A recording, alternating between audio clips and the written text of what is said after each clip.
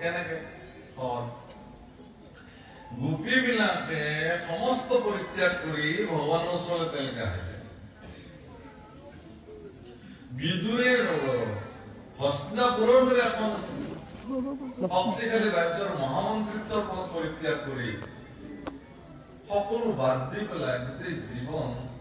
দৰিদ্ৰ কাঙালৰ দৰে জীৱন নিৰ্বাহ কৰি এটা সময়ত সেয়াও পৰিত্যাগ কৰি চিৰদিনৰ কাৰণে তেওঁ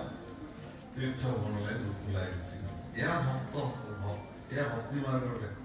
আপুনি মই পাৰি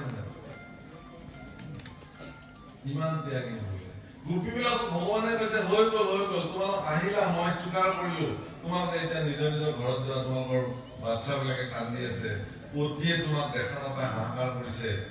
তোমালোকৰ গাইবিলাকক খিৰাব লাগে এতিয়া তেওঁলোকে পোৱালীবিলাকে হেপেলিয়াই আছে তোমালোকৰ ধন সম্পত্তি এখন এখন প্ৰসিদ্ধ গৃহস্থ তোমালোকৰ মালিক এই মালিকনি যোৱা এইবিলাক গ্ৰহণ কৰে ভগৱানে কৈছে এইবিলাকে কি কৈছে যে হে প্ৰভু তুমি যে কৈছা এইবিলাকক আমি যাব লাগে বুলি আমি এইবিলাক পৰিত্যাগ কৰি আহিলো তোমাক পাবৰ কাৰণে আমি আৰু মালিকনি হবলগীয়াও নাই কাৰোবাৰ পত্নী হবলগীয়াও নাই আৰু কাৰোবাৰ এইবিলাক ধন সম্পত্তি চাই থাকিলেও আমাৰ জীৱনত আৰু এইবিলাকৰ প্ৰয়োজন নাই তোমাৰ ওচৰত আমি সমৰ্পিত হবলৈ আহিছিলো তুমি ভক্ত বৎসল বুলি জানি শৰণাগত বৎসল বুলি জানি গতিকে তোমাৰ চৰণত আমি শৰণ ললো তুমি যদি আমাক এনেকে গ্ৰহণ কৰিব নোৱাৰা তেতিয়াহ'লে তোমাৰ চৰণৰ দাসী কৰিতো আমাক ৰাখিব পাৰা এনেকে ৰাখি হ'ব গতিকে সেই প্ৰভুসকল কৰ্ম মাৰ্গৰ সম্পৰ্কত কৰ্মযোগৰ ক্ষেত্ৰতে মই অকমান জ্ঞান মানে সাংখ্য যুগতে ইয়াৰ বৰ্ণন আনি পেলাই কৈছে যে তুমি স্বধৰ্মত থাকি তুমি সৰ্বসিদ্ধি হোৱা এইটো কৰ্মযোগৰ বিধি তোমাৰ নিজৰ যিটো ব্যৱস্থা ঈশ্বৰত অৰ্পিত কৰ্ম কৰিলে সত্যবুদ্ধি হইলে হইবে আত্মবিবেক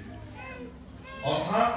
নিজৰ বিবেক আৰু বিবেচনাৰ দ্বাৰা সমস্ত ঈশ্বৰকে সমৰ্পিত কৰি যিসকলে কৰ্ম সাধন কৰি তাৰ ফলো ভগৱানকে যিজনে এৰি দিছে সেইজনে আচলতে সত্য বুজিছিল যে মই যি কৰিলো প্ৰভু তোমাৰ কাৰণে কৰিলো ইয়াৰ কি পৰিণাম সেইটো তুমি দিবা সেইটো তোমাৰ কথা মোৰ তাত আপত্তি নাই ঠিক তেনেকৈ কৈছে আকৌ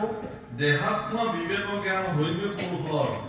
আত্মা পৰমাত্মা জ্ঞান হইবে তাৰ পৰ আপুনি ঈশ্বৰৰ পাছে হইবে বেকত বাসুদেৱ বুদ্ধি হইবে সমস্ত প্ৰাণী ভগৱান শ্ৰীকৃষ্ণ